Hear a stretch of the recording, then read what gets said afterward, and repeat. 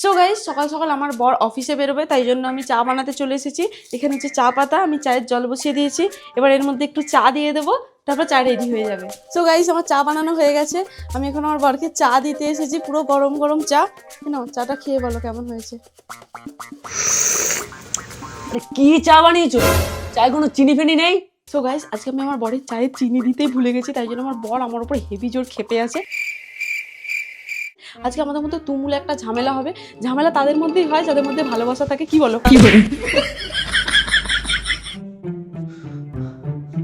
বুঝলে, শরীরটা না কিরকম খারাপ খারাপ লাগছে, কিরকম মাথাটা ঘুরছে। কি বলছো গো? দাঁড়াও দাঁড়াও, 1 মিনিট দাঁড়াও।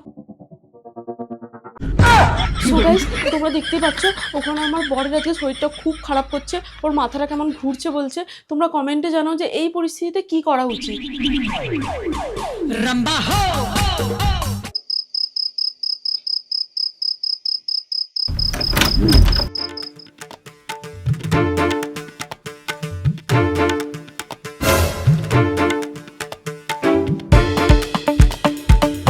সো গাইস, তোমরা দেখতেই পাচ্ছ এখানে চোর চুরি করছে আমাদের বাড়িতে এসে। আজকে তোমাদেরকে লাইভ চুরি করা দেখাবো যে চোর আমাদের বাড়ি থেকে ঠিক কী কী জিনিস নিয়ে গেল আর কী কী জিনিস রেখে গেল, আর তারপর আমাদের বাড়ির লোকের রিয়াকশনটাও তোমাদেরকে দেখাবো। গাইস, আমার বর আমাকে বাড়ি থেকে বার করে দিচ্ছে।